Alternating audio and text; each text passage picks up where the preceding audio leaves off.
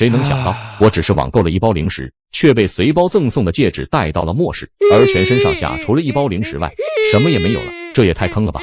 等等，好像前面有个美女，这身材这气质，妥妥的美女，没错了，运气不错。只是她的身体在颤抖，好像在哭泣。我急忙走上前去，拍了拍她的肩膀，她明显愣了一下，然后回过头，我差点下跌倒。她不是在哭泣，而是在吃东西。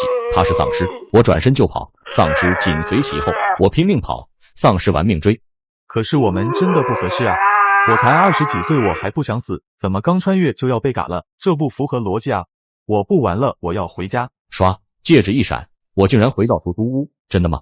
我使劲揉眼睛，没错，是回来了，这么容易就回来了。等等，难道我可以在2个世界来回穿梭？这么好玩的，我得试试。我要回去。唰，女丧尸近在咫尺，我的小心脏又给吓停了一半，但马上又淡定的和女丧尸挥手打招呼。嗨，我们又见面了。女丧尸愤怒的嘶吼着朝我跑来。回家，立刻，马上。唰，再次回到出租屋。这也太刺激了，太好玩了。不行，我还想再玩几次，然后又是一次。好巧啊，你是在找我吗？回家。嗨，你真的好丑啊！回家，你快来追我啊！回家，有本事你来咬我啊！回家。反复调戏了10几次女丧尸，当我再次出现时，女丧尸竟然一把夺走了我手上的戒指，然后扔进了她的口里，我直接被整懵了。完了，没了戒指，我不是就得永远待在这里了吗？我不要！我发疯了一样把女丧尸扑倒在地，不停的击打着她的肚子。你快给我吐出来，快还我戒指！在我不停的攻击下，噗！女丧尸把戒指吐了出来，只是她竟然吐进了我的嘴里。我站起身一阵恶心，但还是强忍着把戒指从嘴里拿出来，赶紧戴在手上。而此时，女丧尸再次站起身来，正准备开溜回家时，耳旁突然传出一声枪响，丧尸被打倒在地。一个美女端着枪走到我面前，用还冒着白烟的枪口顶在我脑袋上，冷冷的对我说：“举起双手，接受审讯。”谁能想到，我因为网购零食，店家送我一枚戒指，而意外开始在末世和现代来回穿梭。于是我决定把末世的黄金带回现代。接着呢？姓名：陈阳。性别：美女。难道你这大眼睛是假的？自己不会看啊？少废话，问什么就答什么。性别：男。你为什么会突然出现在我们营地附近？还有你的背包里是什么？我说迷路了，你信吗？这个包里都是吃的，给你这个。美女看着饼干咽了口水，一点也不客气，拿起饼干狼吞虎咽吃了起来。吃完后立马两眼放光的说：“如果你迷路了，我可以给你做向导，但是你要支付给我刚才那种好吃的东西。”我点点头表示成交。达成雇佣关系后，美女李露就领着我来到棚户区，这里破破烂烂，和难民营差不多，好多人都饿到没力气，直接躺在了地上。李露说，这里的人经常好几天才勉强能有一点吃的，难怪李露看到我给的饼干会两眼放光。李露带我来到一间屋子，说这是她晚上睡觉的地方，让我随便坐。尼玛，这还真是随便坐。随即我急忙问李露，你们这里用什么货币交换东西？李露愣了一下说，我们现在都是拿东西换东西，大灾变10年，金银纸币早都没用了。听到这话，我脑袋飞速的转着。那你拿着我的背包，帮我把里面的食物都换成金子和银子。要那玩意有什么用？现在它的价值就和路边石头差不多。说着李露打开包，表情瞬间凝住，几秒后才反应过来，赶忙改口说，你在这里等我，我现在就去给你换。不一会的功夫，李露就回来了，很吃力的把包放在我旁边。我看了看包，里面装满了黄灿灿的金子，长这么大，我从来没见过这么多金子。一包零食竟然换回来这么多金子，还有这么漂亮的美女为了一包饼干唯命是从，我太爱这里了。这时李露又顺手给了我一支1阶的强化药剂，这个给你，你一看就是普通人，不是强化人。我不知道你没有武器是怎么来我们这里的，不过我觉得这个药剂你应该可以用得上，这个药剂纯度很高，你直接注射就行。我点点头，看着这么多黄金，哪里还有心思管其他的，迫不及待的背起装满黄金的包，就想赶快回去。好了，我要走了，如果没什么问题的话，明天我再过来，我们继续合作。说罢，我一溜烟跑出棚区，来到一个偏僻的地方，回家。谁也不会想到，我因为网购零食店家赠送我一枚戒指而意外穿梭到末世。于是我用一包零食在末世兑换了10公斤黄金，并且成功穿梭回现代。紧接上集，我光速回到出租屋，合租的2个美女还没有回来。我小心翼翼的把金子藏了起来，看着强化药剂，犹豫了几秒钟，想了想李露没有理由害我，于是我选择相信她，将药剂扎进了自己身体，但是并没有什么明显反应，心中窃喜，肯定是自己身体素质比较好。但是打脸来得很快，痛，全身剧痛。全身肌肉，好像在重组般撕裂般的剧痛。生孩子也不过如此了吧？虽然我还没有生过，几分钟后痛感终于消失，衣服也已经被汗水浸湿。我一个箭步冲进卫生间，快速冲完澡。咦，我的身材居然变得这么好了，这倒三角，这肌肉，我都开始相信自己了，哈哈哈！窃喜后心里想着，这个最低级的强化药剂都这么厉害，那么高级的强化药剂会有怎样惊人的变化？心里边想着，边走出浴室。就在这时，出租屋的门突然被打开了，是美女舒雅回来了。今天回来这么早啊？试镜没通过。说罢，舒雅把目光落在我身上，突然笑着点点头。身材不错吗？说完转身就走了。我这才发现自己竟然没有穿衣服，太丢脸了，赶紧回到卧室，快速穿好衣服。舒雅，为了对我刚才的行为表示歉意，晚上请你吃饭吧。好啊，吃饭可以，道歉不用，毕竟吃亏的是你不是我，哈哈哈。听到这些，我急忙带上装满黄金的包，红着脸逃出了门。走在路上，我明显的感觉自己身体充满了力量，视力也比之前看得更远更清楚了，还有听力、嗅觉、味觉，看来这个强化药剂对身体素质的提升还是很全面的。片刻功夫就到了一家黄金店铺门口，因为黄金的金额比较大，所以是店老板亲自接待的。老板仔细看了看黄金，最后满意的点点头。经过我们一番激烈的讨价还价，最后以84万的价格成交了这3000克黄金。交易完成后，我走在路上，心中抑制不住的兴奋。要知道自己床底下还有10多公斤黄金，感觉自己已经距离人生巅峰不远了。突然突兀的手机声打断了我的思绪。屎的吧？不是，我是来吃屎的。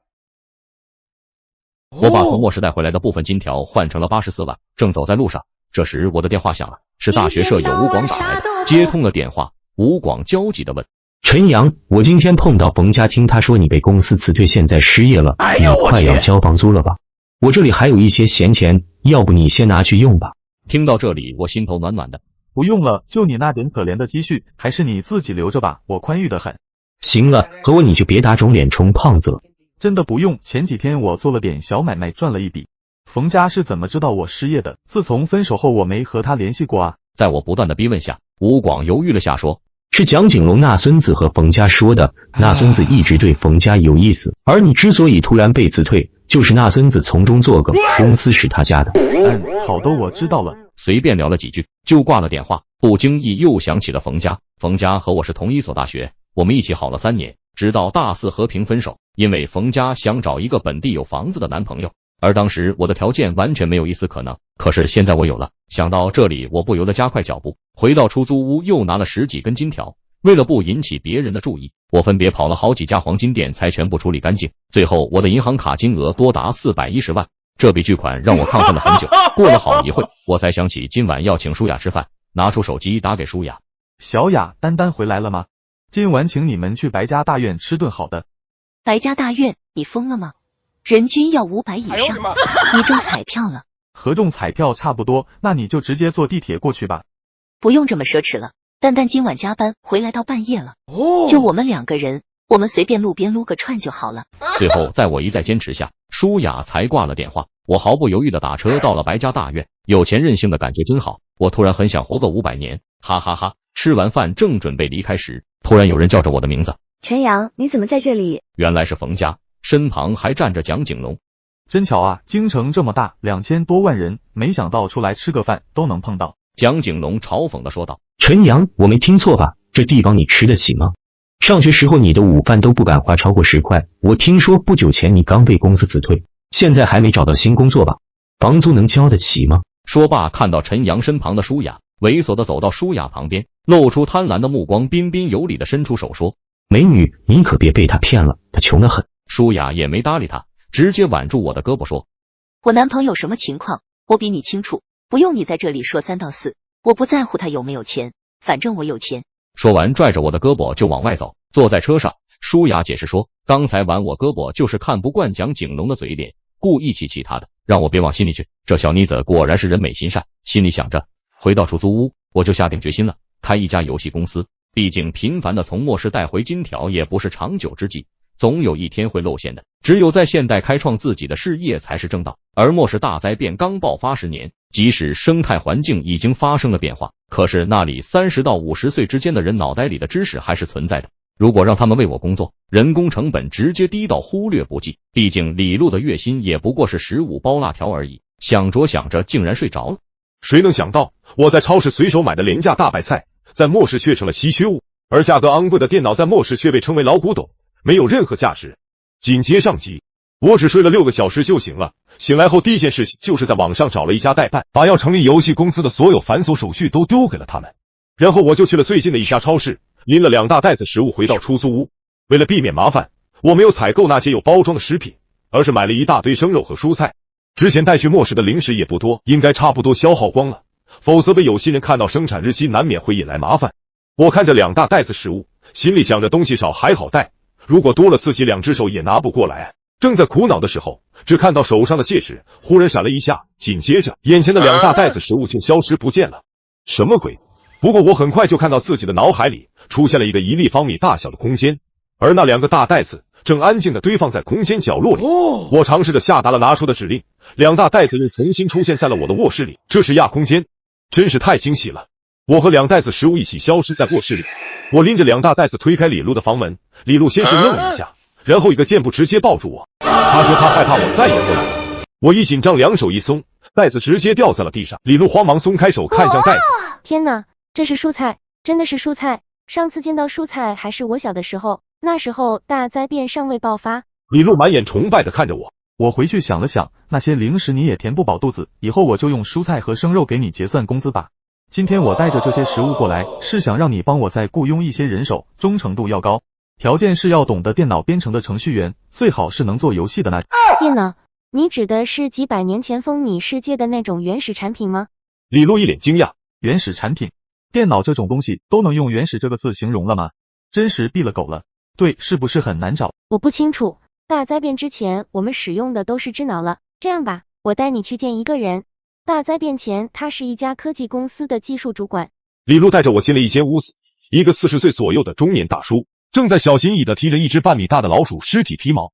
看到我们来了，只是抬头看了一眼。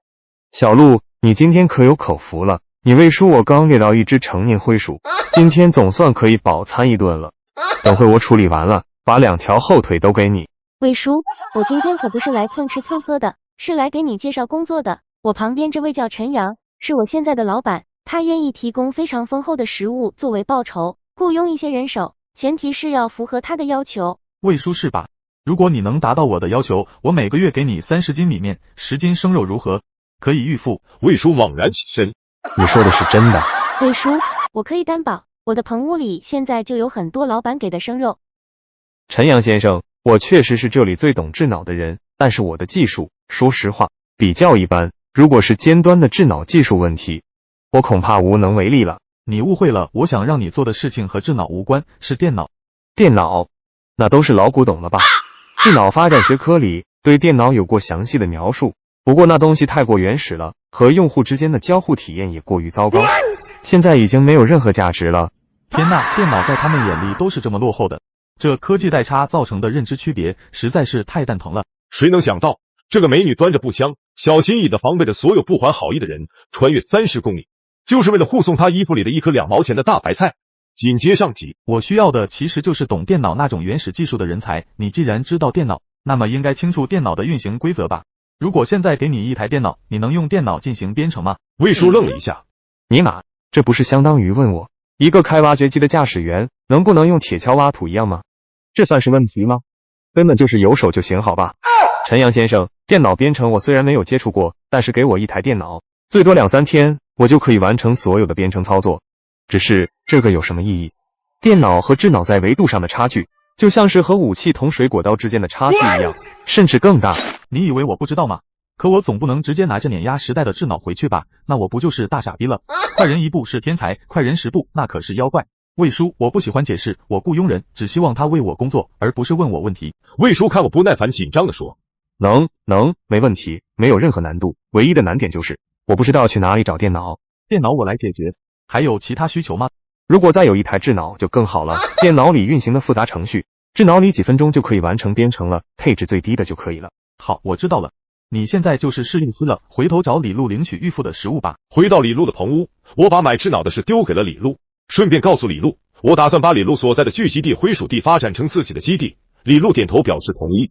既然要发展自己的势力，那么强化药剂自然少不了，同样由李璐负责购买。我回到出租屋后，很放松的伸了个懒腰，因为我只花了1个月400块钱的成本，就雇佣了一位技术总监级别的程序员。接下来就是去买电脑了。我来到电脑专卖店，找到舒雅。你怎么跑到我这里来了？我要买一台你们店里最高配置的台式机。你要开游戏公司做游戏，又不是自己玩游戏，店里最高配全下来的小10万，性价比极低，根本不合算的。舒雅惊讶地问道。没关系，我有用。舒雅看我一脸认真的样子，也没再说什么，给了我一台最高配的电脑。而此时，末世的李璐怀里揣着一颗大白菜，端着枪走在破旧的街道。而在这座距离灰鼠地30公里的城市里，沿途所有的幸存者个个不怀好意地盯着李璐，如果不是因为畏惧李璐手里的枪，那一定会把他撕碎。要知道这里没有男女之分，只有强弱。经过2小时路程，终于到了医生协会分销处。医生正坐着发呆，看到李璐连眼皮都没抬一下。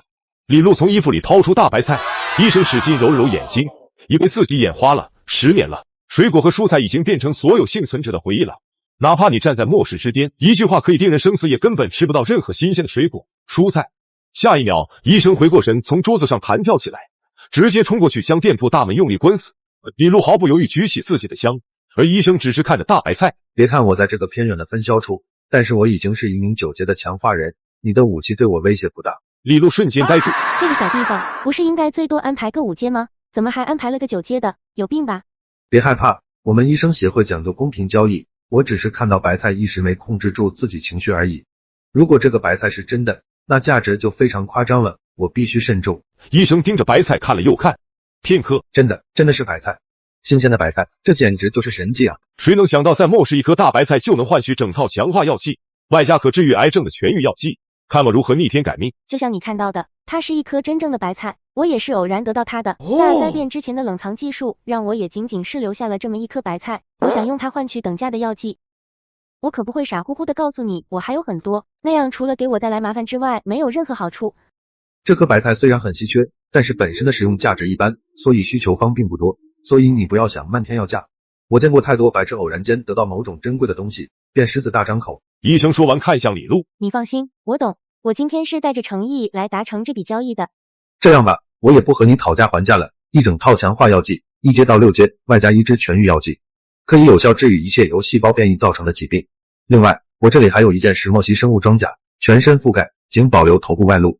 可这件生物装甲的价值已经超过那颗白菜了，所以这次我不可能给你，但是如果你想要的话，下次再来的时候带上更多白菜或者其他蔬菜。可是我只有1颗。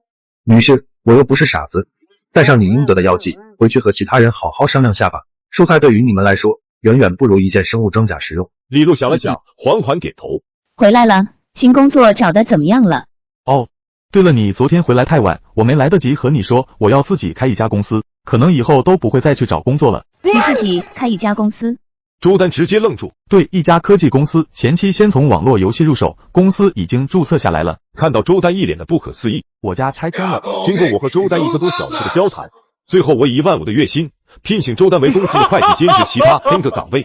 就这样，我把公司所有繁琐的事情都丢给了周丹，自己抽身只负责给钱和签字就好了。回到卧室，正在思考下次去末世和魏叔商量下，先从手游做起。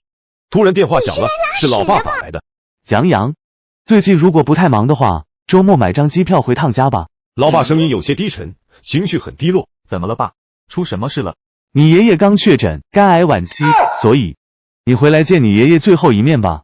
好，我马上就订机票，下午就能到家了。由于是下午，所以经济舱已经卖光了。我坐在商务舱，正在想着爷爷对我的种种好，这时身体突然被拍了一下，原来是我的初中同桌吕初，因为他的机票是经济舱，所以只是匆匆打了招呼，就被空乘催促着朝里走去。我急忙询问空乘，得知自己旁边位置还空着，于是帮他实舱坐到了我旁边。经过一番聊天才知道他来京城是帮他爸爸的食品厂找销路，他爸爸的厂子已经连续3个月亏损了，可惜这次没谈成。食品厂太好了，正好我需要找一家长期合作的食品厂，生产一些无任何标志的食品运到末世去，真是瞌睡遇枕头啊。很快就落地了。吕初，我爷爷住院了，我赶着去医院，过2天我给你打电话，我想去你爸厂子看看，如果可以，我想和你家签一份长期食品供应合同。说完我就匆匆走了，而吕初一脸惊讶，还站在原地。到了医院，爷爷还没醒，爸爸说爷爷的癌细胞已经彻底扩散，晚期无药可医了，医生建议办理出院手续，住在这里也只是浪费钱，不如回家好好陪陪老人家。不行，不能让爷爷就这样走了，我还没好好尽孝呢。也许末世能有办法的，对，我得回去找找看。我去外面转转，一会再进来看爷爷。来到男厕所，锁好蹲坑门，我直接前往末世。你敢相信吗？爷癌症晚期，而我竟然在末世找到了可治愈的药剂。我推开李璐的门，李璐看到我来了，笑着说：老板你来了，我之前出去了一趟，给你换回了一整套强化药剂，但是统计工作还没来得及完成。那个不着急，我回来是想问你癌症能治好吗？那种晚期癌细胞已经完全扩散的癌症。癌症当然可以啊，100年前就有治疗癌症的特效药了，一直到大灾变爆发前，癌症已经被归类在普通的细胞疾病范畴了，治愈率95%以上。真奇怪，这么简单的医学常识老板竟然都不知道，他所在的基地到底是有多封闭啊？那在哪里可以买到这种特效药？特效药在大灾变爆发后就停止生产了，食物才是人们关心的唯一重点，只有医药协会的人才有能力继续研发药剂。说完，李璐就递给我一个药剂，这个痊愈药剂就能治疗癌症，只是单纯用来治疗癌症，有些浪费罢了。哦，这个是哪来的？是我拿1颗白菜和强化药剂一起换回来的。尼玛，这还真是白菜价啊！不过我就喜欢医生协会那种没见过世面的样子。说完，李璐把整套强化药剂都给了我，叮嘱我直接从2阶依次开始注射就好了，但是一定要间隔时间，时间并不固定，和个人基因强度有关，如果跳级注射身体会承受不住崩解的。正常情况下，1阶到6阶耗时差不多3个月。对了，你继续和那个医生协会分销人员交易，不仅要把生物装甲换回来，还要把剩下的蔬菜全部换成强化药剂。我会强化到6阶，基地的干部至少也得强化到5阶，普通成员强化到4阶。李璐呆滞的看着我，老板，强化等级越高，身体强度越大，饭量也会越大，所以按照您的意思，全部提升到4阶，用不了多久，大家都会被饿死的。李璐，我之前就告诉过你，我不缺食物，让你们吃饱饭是我的责任，你只需要把基地给我建好就够了。李璐一脸崇拜的点点头。我和李璐来到魏叔棚屋，魏叔正在用智脑查阅资料，看到我来了，说道：我现在只需要一台能够正常启动的电脑，实际操作一下，就差不多可以搞明白程序逻辑了。我转身走出棚屋，再次回来时给了魏叔一个箱子。仅仅几分钟时间，魏叔笑着说：老板，没问题了，您有任何需要可以直接跟我提。我给了魏叔一个手机，你看一下这个里面的游戏，我希望你能够呈现出的效果比这个更强大。魏叔摆弄了手机，几秒后，这玩意也能叫游戏？大灾变爆发前，随便一个糟糕的产品都比这玩意好不知道多少倍。老板，你放心，就算现在有硬件限制，但我做出的游戏比这个肯定好出不知多少维度。这玩意太粗糙了。我满意的点点头，那就麻烦你了，成品后给你发额外奖励。谢谢老板，只是你的手机留给我吧，开发好后还得再转制到这个手机上进行测试，我保证顶多7天给您弄出来。7天？尼玛，这么快？我再找几个懂一些智脑的人，把我的薪水分给他们一些，估摸4-5天就行。我直接傻眼，这搁在现代怎么也得几个月，这差距太大了。不用你分薪水，全部由我来负责。刚回到公司，正准备出去，突然感觉身体猛然间涌起一股暖流，流向4肢百骸，几秒钟就消失了。李璐不是说1阶强化药剂需要3天左右才能吸收吗？我昨天才注射的，到现在也就是1天半，看来我的基因还是很强大的。哈哈哈！拿出2阶强化药剂，就是1针，痛楚感瞬间遍布全身，但是比第一次好太多。几分钟后，我若无其事的来到爷爷病房，谁能想到我为了救癌症晚期的爷爷，穿梭回末世寻找药剂。我把从末世带回来的痊愈药剂注射给了爷爷，爷爷竟奇迹般的康复了。但是我的麻烦也因此来了。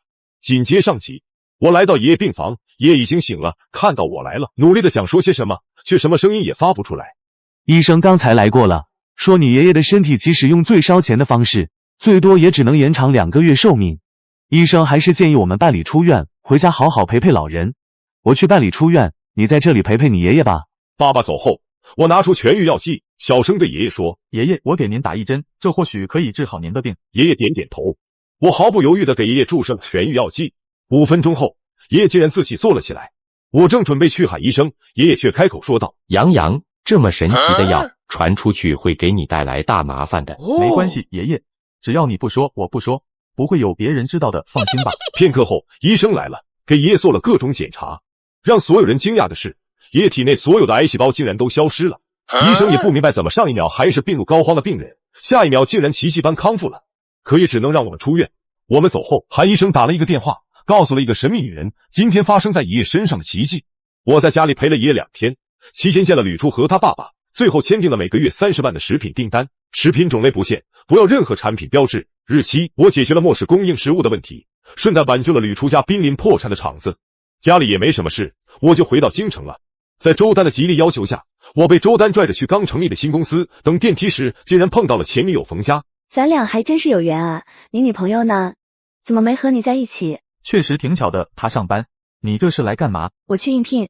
对了，下周末蒋锦龙想请咱们留在京城的大学同学一起吃饭聚聚，你也一起来吧。你希望我去吗？冯佳红着脸说。我希望你去。好，那我去。第二天，我正准备出门，电话响了。你好，陈阳先生，我叫楚欣，你应该不认识我，不过没关系，我想和你谈一笔生意，但是不方便电话里聊，所以今晚能不能一起吃个饭，咱们见面说。现在骗子都换套路了，改线下见面了，该不会是酒托吧？我不是骗子，马上我就可以向你证明我说的都是真的，一会我再打给你。没等我反应过来，对方已经挂了电话。半小时后，舒雅垂头丧气的回来了，不用猜都知道事情没通过。是不是又是决定角色的人对你有企图？这次不是，这个剧太受关注，大佬都在托关系往剧组塞人，今天的试镜就是走个过场。陈阳正要开口，舒雅电话响了。喂，哪位？您说的是真的？挂了电话后，舒雅看向陈阳。陈阳，我需要重新认识你。这话什么意思？真的假的？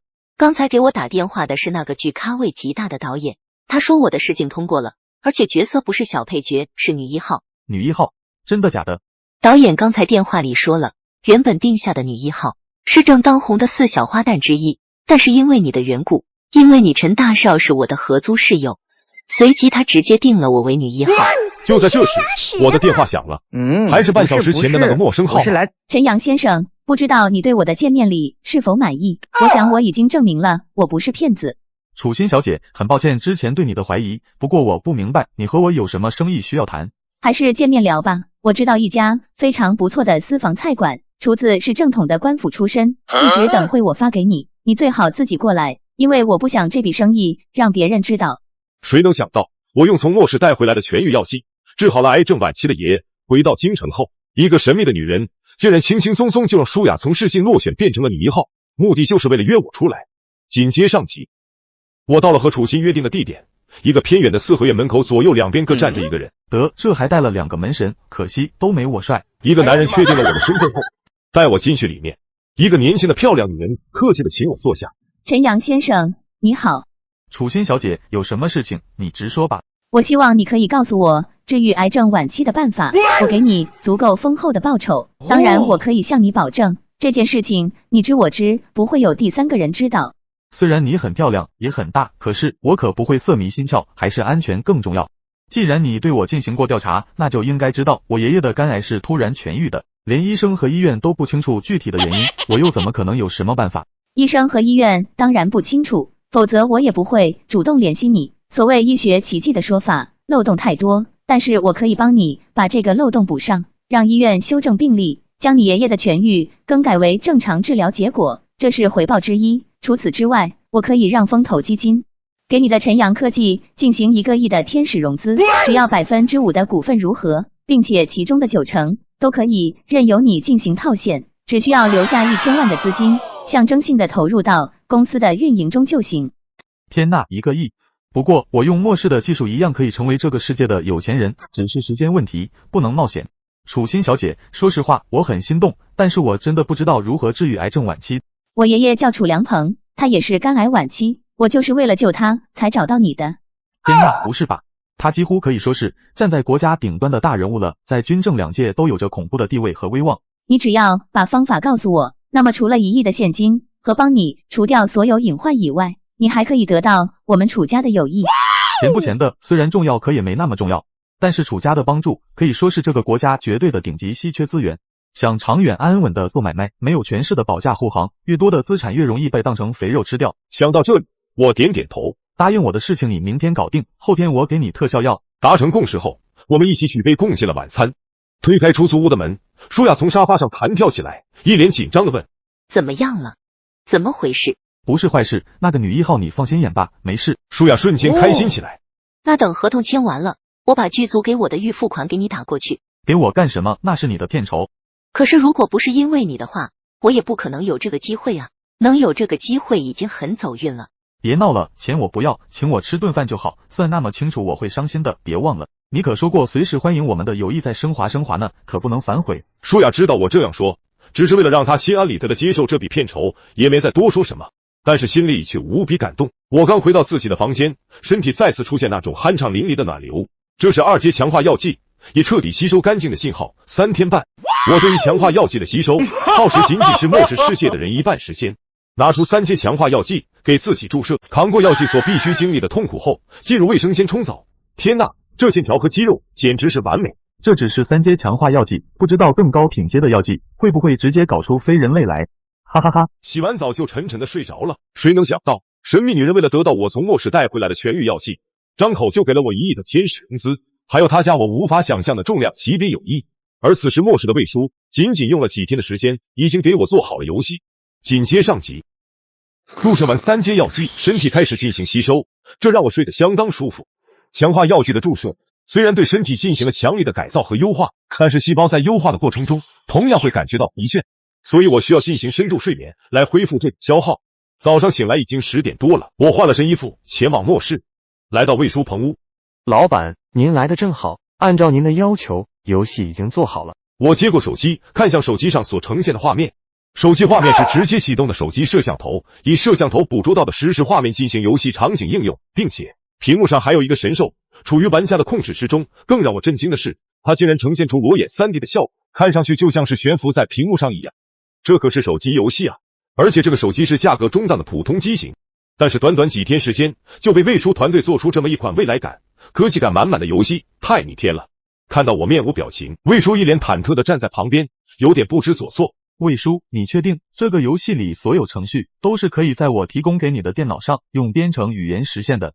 确定。不过电脑里自带的那些软件所使用编程语言太繁琐落后了，所以我设计了新的编程语言。这没问题吧？魏叔结结巴巴地说道。当然没问题，简直完美，我很满意。听到我这么说，魏叔明显放松了下来。对了，游戏大小有没有超标？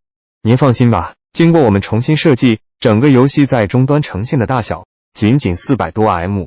400多 M， 简直太惊喜了。那流量消耗呢？每小时应该在1 M 左右。天呐，即使24小时连续1个月也才消耗700多 M， 太爽了。接着我又问了很多关于游戏的具体细节问题，魏叔的回答都让我很满意。做得好，魏叔，小鹿会给你们额外1个月薪水作为奖金，好好干，我不会亏待你们的。又找到李璐，交代了他继续交换强化药剂和一些其他琐事，然后我就穿梭回家了。如果不是因为我穿梭前就是卧室出发的，所以回来时也会回到卧室，我才不会回来呢。没有多逗留，就直接到了公司，把游戏交给了周丹，信心满满的准备大干一场。到了中午，我随便找了一家饭馆，正准备吃饭，这时电话响了，是周丹打来的。陈阳，对不起，我忘了还有这么一回事，结果根本没走审批流程，这可怎么办啊？你先别着急，我马上回去。原来是关于游戏审核制度，正常情况下，游戏公司想要发行游戏，最先做的是进行备案，只有审核通过，拿到许可后，游戏才可以正式发行运营。可是因为周丹以前没有接触过游戏行业，所以给忽略了。如果现在提报审批，那么大概多久能拿到批号？一次性审批通过的可能性几乎没有，一般都是提前几个月上报，然后再不断根据指导意见进行修正，所以具体时间是个未知数。有的复杂点的游戏甚至要修改2年才能通过。2年肯定不行，游戏都做好了，审核等2年，那不相当于屎都到门口了，你说门打不开，这不是要急死人吗？何况我那几百万也不够撑那么久啊，每个月运送到末世的食物就得30万呢。对了，找楚心啊。找了个安静点的地方，我打给楚心，简单的和楚心讲述了事情经过。大致情况就是这样，楚心小姐，你那边能帮忙吗？游戏过审，小事情而已，我可以让你公司直接走绿色通道，今天就能搞定审批手续。还有，我的人会在下午2点左右到你公司，和你公司签订天使轮的融资合同，合同内容就相当于白送钱给你，你只需要确认签字收钱就行了。挂了电话，心情很舒畅，不禁心里感慨，果然是有钱可以享受人间繁华，有权可以称心如意。谁能想到，明明需要几个月甚至几年的游戏审核，楚心一个电话就帮我搞定了，并且签订了1亿的天使轮融资，一切就绪。看我的游戏如何病毒式传播。紧接上集，楚昕的人来得很准时，下午2点，一名负责合同过的人和一名律师一起来到公司。公司的法务谨慎地拿过合同。尼玛，还有这样的合同？这不是上赶着送钱吗？而且还是1个亿。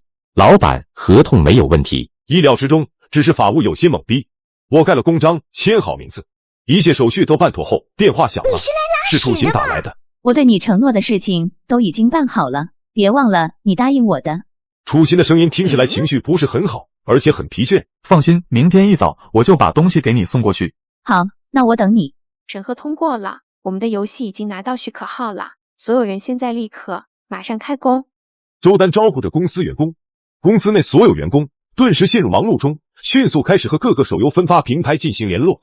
因为没有投入任何资金进行宣传和推广，所以自然没什么资源，至少游戏上线前期不可能先起什么风浪。我这边的分发平台上线都已经搞定了，我这边也是，这些分发平台的工作效率还是很高的。哇，太气人了！维持 W 商店的对接人竟然暗示我要好处，他才会第一时间给咱们上线，否则就一直排队。我们的游戏很好 ，HW 这样做是他们的损失，咱不惯着他们，没有他们我们一样能推出去。最近你们上下班的路上，随时把游戏打开，游戏里零售的立体影像肯定会引起别人的好奇和围观的。这个技术目前全球独一份，媒体早晚会发现我们的。周丹和女员工点点头。晚上8点，吴广志习惯性在地铁上打开手机，不断的挑选着游戏。三国鼎立，卡牌游戏，算了，肯定是拷贝游戏，没创新，浪费时间。侦探解谜，太烧脑，算了。咦，秘密世界，仙侠类 AR 游戏，才400多 M 大小，敢号称 AR 游戏，疯了吗？太不靠谱了吧！我倒要看看400多样能做出什么花来。进入游戏，我去，这个是什么鬼？欢迎来到秘密世界。其他乘客顿时扭头看过来，议论纷纷地问吴广志这个是什么。不一会，地铁里到处都是零售，吴广志一路上不停地玩着，甚至还充了几百块钱。作为一个码农，他比一般人更清楚这个游戏的技术含量之高。在这个游戏面前，吴广志觉得自己就像是一个小学生遇到了顶级的物理学家一样，甚至开始怀疑自己这么多年学的编程都是假的。第二天一早，我就前往了末世，来到李路旁屋，李路的旁边堆着一小堆黄金。这些黄金是哪来的？不是说过不用再专门进行收集了吗？咦，老板，您来了，不好意思，记账太专注了，都没注意到您来了。这些不是我专门收集的，是大伙在建造基地的时候挖掘地面挖出来。我去，黄金都是这么随随便便就挖出来的，怎么感觉跟挖石头一样容易的？我点点头，反正随身的次元空间有位置。新的痊愈药剂换来了吗？老板，您交代的工作必须完成，我额外兑换了10支痊愈药剂，以及数百支各个不同品阶的强化药剂，以备不时之需。说完，李路就把一袋子的药剂都给了我。武器装备购买的顺利吗？和灰鼠镇的冲突是不可避免的，咱们基地的人不仅要成为强化人，还必须配备武器。您放心，武器装备我已经通过中型距居点医生协会的人进行了购买。只是，老板，我昨天去找他买药剂的时候，他提出想见您，您看。他为什么会想见我？这个，他没说。不过我猜是因为这些天我频繁的找他用蔬菜进行交易，购买药剂和武器吧。行吧，不过我今天没时间，明天吧，明天如果他愿意过来，就让他来我们基地见面。还有其他事吗？没有了。行，那我就先走了，你继续忙你的吧。谁能想到，末世魏叔给我做的游戏，在没有任何宣传的情况下，竟然出现了病毒式传播。第一天上线充值流水，竟然就达到了200多万。而此时楚昕的爷爷被医生告知，可能只剩2天的生命了。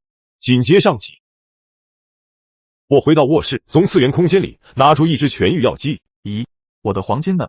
怎么不见了？怎么只剩下一个空袋子了？什么情况？我的金条呢？难道还有别人可以用这个次元空间？这也太恐怖了吧！念头刚起，一股数据流瞬间涌入大脑。原来金条是被次元空间自动吸收，用来扩充容积了。什么？扩充1立方米要20吨黄金来吸收？这个坑钱货！这全国才有多少黄金？太坑爹了吧！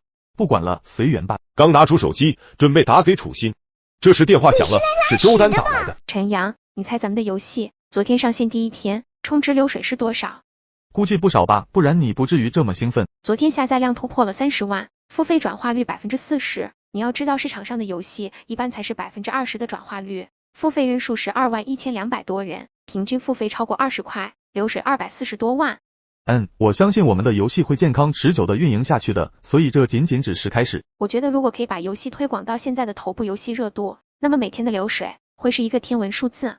干得不错，你给员工通知下去，只要咱们的游戏能够呈曲线健康增长下去，下个月我给大家发奖金。好的。挂了周丹电话，我打给了楚心。陈阳先生，你是要给我送东西吗？如果是的话，我这就把地址发给你，或者我派车去接你。我这里有些状况，暂时走不就开。对，我打车过去，你把地址发给我就行了。到了地点，我并没有进去。知道你着急，就不耽误你时间了。这个给你，为了保密，你必须亲自对爷爷进行注射。注射完后，针管请干净的处理掉，不要留下隐患。好，那我这就让人开车送你回去。如果爷爷能够康复，你就是我永远的朋友。我很荣幸。而此时，别墅内，楚家2代3代都在一楼愁眉苦脸的耷拉着脑袋。这个别墅不是楚家买的，是国家发的。自从爷爷退休后，就一直住在这里。毫不夸张的讲，只要爷爷活着，任何人都会看在爷爷的面子，给楚家人足够的便利。但是如果爷爷没了，那无异于灭顶之灾。楚心爸爸距离更进一步，还差临门一脚。可爷爷身体状况让很多人开始观望起来，而下一代又撑不起这么一大家子。而今天之所以所有人都聚集在别墅，是因为爷爷的随身医生说，爷爷很可能撑不过这2天了。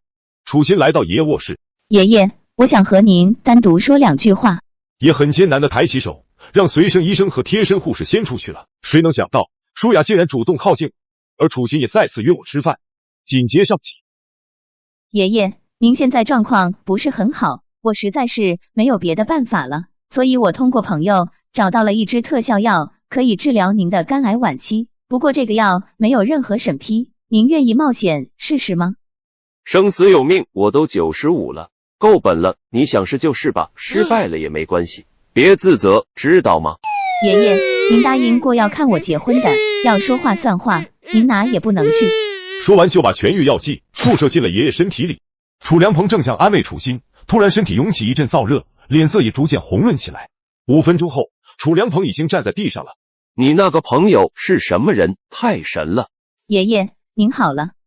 好了，我感觉不仅癌症好了，以前打仗留下的旧疾好像也好了，太不可思议了。太好了，我去叫医生。等等，如果别人问起来，你就说你也不清楚，是我自己突然好的，记住了吗？不能连累你的那个朋友，他一定也让你保守秘密了吧？我记住了。还有，不要亏待了人家。爷爷，您放心吧，他刚成立了一家公司，我还白送了他1个亿呢。1个亿？他要真的想挣钱，这种要100亿、1000亿都轻轻松松得到。他接受你的钱不过是想让你不要有心理负担。你找个机会把他带到家里来，让我见见吧。而我正在等电梯，突然收到楚心的短信。谢谢你，效果很好，什么时候有空一起吃饭吧。楚心用1亿现金购买了5%股份，开始向白送。可是现在只要秘密世界火爆，用不了多久他就可以换回丰厚的回报了。刚好周末吃饭的时候，可以和他聊聊这事。打开房门，舒雅正在客厅打扫卫生。这个衣服是不是有些太凉快了？不过我好喜欢。我真的不想乱看的，可是我的眼睛好像不听我的啊。真的不是我要看的，是眼睛自己要看的。回来了，和你说一声，明天我就跟组去外地拍戏了，家里只有你和丹丹，你最好老实点，要是敢欺负丹丹，让我回来发现你吃了她，那我就阉了你。这怎么可能呢？别乱说。得了吧，你要是没想法，干嘛让他去你公司上班？我正开口想解释，舒雅直接用嘴巴堵住了我的嘴巴。HW 公司内，严鹏正在看美女，一抬头看到主管黑着脸过来了，匆忙把画面切换成了工作界面。主管，您身旁的这个虚拟画面好科幻啊，这是咱们公司的新产品吗？你不知道这是什么东西？不知道啊。严鹏，你的胆子现在是越来越大了。你知道秘密世界这个游戏多有爆发力吗？竟然被你搪塞过去，导致咱们商店根本就没上这款游戏。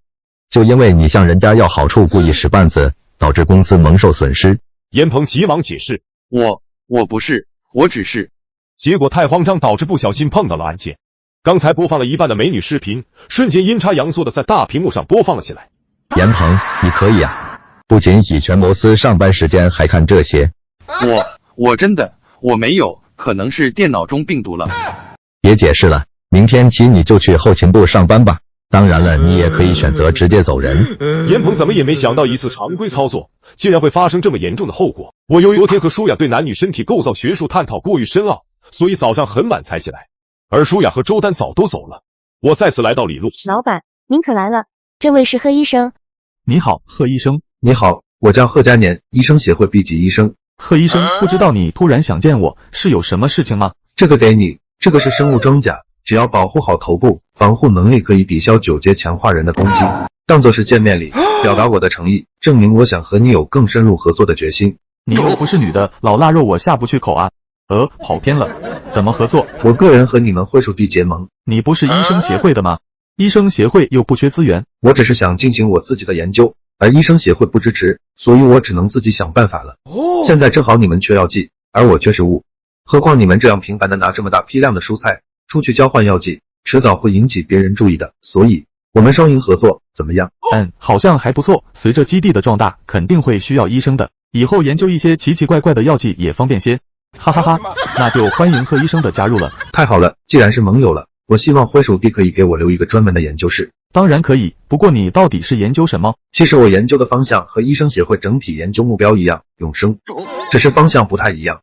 外面的那些丧尸就是永生研究的失败品，而强化药剂和进化药剂只是永生研究的副产品。永生好有诱惑力啊！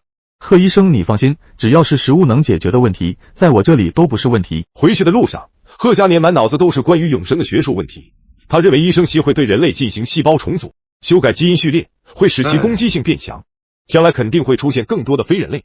结果不知道什么时候被5个男人包围了起来。老逼灯，快把你身上有用的东西交出来，如果没有，那你今天就是我们的口粮了。就凭你们连强化人都不是吧？灰树镇的人是不是太不知天高地厚了？呸！老子就是灰鼠党的人，老子的枪就是……瞬间，贺佳宁消失了，下一秒，5个人都倒在了地上。今天算你们倒霉，碰到我这个9阶强化人。而此时，灰树镇内一栋大宅子里，光头男人正在吃着丰盛的食物，而旁边还有2个衣着暴露的女子正在服侍他。头儿，咱们下属的低地区最近在镇上进行的交易，已经大幅度超过地区食物数量标准了，所以我猜测地区可能有了额外的食物储备。咱们接下来对地区的征收标准最好适当提高。地区哪来的额外食物储备？暂时不清楚。那就去查，咱们灰鼠党势力范围内的一切东西都属于我。地区的人在镇上都交易了什么东西回去？目前来看，都是一些和建材有关的东西，基本都是用来建造房屋、围墙、铺设道路此类的。他们疯了吗？食物多到这么浪费了？我也不明白，不过他们交易回去的东西能够盖起来一个堡垒了。哼，这是要防备谁？我的灰鼠党吗？安排人明天就去地区，把所有食物都带回来，要是有人反抗就直接杀了，把尸体带回来腌肉。是头儿。我刚进入公司。你好，先生，请问要找谁？找谁？我来我自己的公司，我怎么知道要找谁？找周丹丹，她在公司吗？您找周总，请问有预约吗？没有预约。不好意思，先生，如果没有预约的话，我们周总恐怕没有时间见您。您看，是不是先给周总的秘书打个电话，预约一些？这2天周总非常忙，确实没有办法临时安排时间。这样啊，那我不找丹丹了，我进去随便看看。对不起，先生，这里是私人公司，不允许外人随意参观。尼玛，我自己的公司，我自己竟然不能进，好蛋疼啊！我是这里的老板，这个公司是我的。先生，这个玩笑并不好笑，请不要打扰我工作，否则我只能报警了。正准备打电话给丹丹，此时正好郭小小从办公室里走了出来。老板，你怎么站在这里不进去？他不让我进去啊！你来的正好，快给我证明下我是公司老板。